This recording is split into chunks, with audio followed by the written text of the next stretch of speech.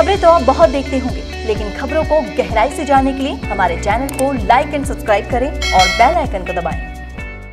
नमस्कार, राजस्थान संवाद में आपका स्वागत है। मैं हूं आपके साथ चेतना। कांग्रेस ने आपको एक बार फिर से उल्लू बना दिया है, लेकिन सवाल ये है कि आप उल्लू बने या नहीं। इस वीडियो को अगर आपने गौर से सुना तो शायद आप उल्लू बनने से बच जाओगे। और ऐसे ही आंखें खोलने वाले वीडियो हमेशा देखते रहने के लिए हमारे चैनल को लाइक, सब्सक्राइब और शेयर जरूर कीजिएगा। चलिए अब जरा समझते हैं कि राहुल गांधी की कांग्रेस के 2019 लोकसभा चुनाव जीतने के लिए दी गई वादों की फहरिस्त यानी कि घोषणा पत्र को। और कांग्रेस के इस घोषणा पत्र में जो वादे किए जा रहे हैं उसे राहुल और अन्य नेताओं के बयानों के साथ तोलते हैं, उनकी तुलना करते हैं। मात्र इस तुलना से ही आपको समझ में आ जाएगा कि कांग्रेस किस तरह से जनता को एक बार फिर से उल्लू बनाने का काम कर रही है। अब देखिए, राहुल गांधी समेत कांग्रेस के सभी नेता हर रैली, जनसभा, मीडिया के डिबेट में बीजेपी सरकार को रोजगार के मुद्दे पर पानी पी पी कर कोसते हैं और कहते हैं कि उन्होंने 2 करोड़ लोगों को रोजगार देने का वादा किया था, पर उस पर खरे नहीं उतरे। ये कहते हुए वो रोजगार केवल और केवल सरकारी नौकरियों को ही मानते हैं। लेकिन अब जब कांग्रेस ने अपने लिखित वादा पत्रिका छाप दी है, यानी कि घोषणा पत्र निकाल दिया है, तो उसमें उसके सुर बदलते हुए नजर आ रहे हैं। कांग्रेस का घोषणा पत्र खुद कहता है कि 90% रोजगार छोटे मंझले उद्योग का है, तो फिर बीते 5 साल में लोन देकर रोजगार के अवसर देने का मजाक क्यों उड़ाती है पार्टी? इन्हीं उद्योगों के सर्वे पर आधारित CII की रिपोर्ट पर विश्वास क्यों नहीं? ये सवाल बहुत लाजमी है, लेकिन इसका कोई जवाब कांग्रेस के पास नहीं। लेकिन इन बातों से आपको कांग्रेस पार्टी का डबल स्टैंडर्ड यानी कि दोगलापन समझ लेना चाहिए। अब कांग्रेस भले ही अपने भाषणों में कहती रहे कि उन्हें हमारे सैनिकों पर गर्व है, लेकिन असलियत क्या है कांग्रेस ने अपने घोषणा पत्र में दिखा दी। कांग्रेस के घोषणा पत्र के इस क्लॉज के मुताबिक वो अफसपा कानून में बदलाव करेगी ताकि सैनिक जो यौन उत्पीड़न और बदसलूकी करते हैं वो ना हो। तो इसका मतलब कांग्रेस ये मानती है कि भारतीय सेना यौन उत्पीड़न और बदसलूकी करती है। यही है कांग्रेस पार्टी के मन में सेना के लिए सम्मान। भाषणों में तो वे हमेशा कहते हैं कि सेना पर हमें गर्व है, हम सम्मान करते हैं। घोषणा पत्र में इनका असली चेहरा सामने आया है। बात सिर्फ यहीं पर खत्म नहीं होती। कांग्रेस का दोगलापन इससे भी नजर आता है कि जब वो अपने भाषणों में तो कहते हैं कि आतंकवाद बेरोजगारी की वजह से पैदा होता है, लेकिन घोषणा पत्र में बोलते हैं कि इन्हें पाकिस्तान ही पैदा कर रहा है। अरे भाई, जनता को इतना तो बेवकूफ मत समझिए।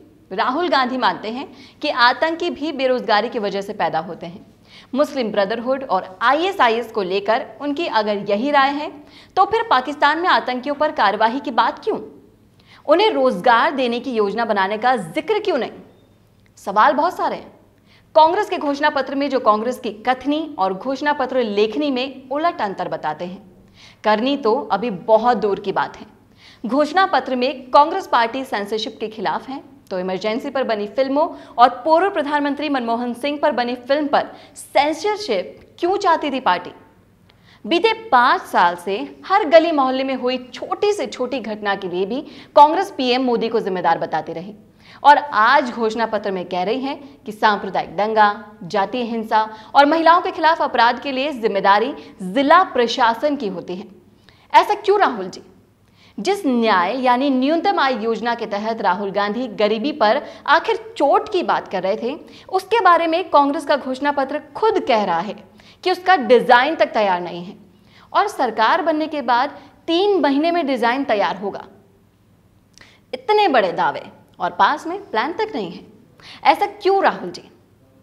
कांग्रेस आरोप लगाती रही कि NPA नरेंद्र मोदी सरकार की देन है, जबकि घोषणा पत्र कहता है कि NPA का डर मोदी सरकार ने पैदा किया। इतना ही नहीं, सभी कंपनियों को एक तराजू से तोला, यानी कोई भेदभाव तो हुआ ही नहीं। तो फिर कुछ व्यापारियों को फायदा पहुंचाने का आरोप क्यों? बताइए ऐसा क्यों राहुल जी? और सुनिए, राहुल गांधी कहते हैं कि नरेंद्र मोदी सरकार सूट बूट वालों की सरकार है और उद्योगपतियों को फायदा पहुंचाती है, जबकि कांग्रेस का घोषणा पत्र कह रहा है कि पिछले 5 साल में टैक्स अधिकारियों को खुली छूट दी गई है और टैक्स यूं वसूला गया है कि व्यापारी वर्ग डर से थर्रा रहा है। ये दोगलापन आखिर क्यों राहुल जी? सोचने वाली बात है कि कांग्रेस का घोषणा पत्र असल में घोषणा पत्र है ही नहीं, वो उसी की पोल खोलने वाला पत्र है। और जो बातें आपको इस घोषणा पत्र में गायब भी मिलेंगे, जैसे कि देश की सबसे बड़ी समस्या जनसंख्या वृद्धि को कैसे रोकेंगे, आरक्षण कब खत्म होगा, आरक्षण का आधार आर्थिक होगा कि नहीं, जनेऊधारी अध्यक्ष की पार्टी राम मंदिर बनवाएगी, देशद्रोह कानून हटाने के बाद देशद्रोही गतिविधियों से कैसे निपटेंगे। तो अब ये आपको समझना होगा कि कांग्रेस का घोषणा पत्र और उसकी बातें दोनों कहीं भी मेल नहीं खाती। इसे गौर से देखिए, समझिए, शेयर कीजिए और फिर अपना निर्णय सोच समझ कर लीजिए। क्या बेरोजगारी आपकी सबसे बड़ी परेशानी है? और क्या आपको भी बहुत पढ़ने के बाद कोई जॉब नहीं मिल पा रहा? पैसे कमाना चाहते तो हैं, लेकिन कोई रास्ता समझ ही नहीं आ रहा। अगर ये समस्याएं आपकी हैं, तो इसका समाधान हमारे पास है। डिजिटल तकनीक के इस जमाने में वो लोग रोजगार की बिल्कुल फिक्र नहीं करते जिनके पास डिजिटल तकनीक का पूरा ज्ञान होता है। इस ज्ञान को पाने के लिए आपको सीखनी होगी डिजिटल मीडिया, जिसको केवल 3 महीने सीखने के बाद ही आपके पास नौकरी और व्यवसाय करने के हजारों विकल्प खुल जाएंगे। इस कोर्स के बारे में ज्यादा जानकारी के लिए कॉल करें 9001299672।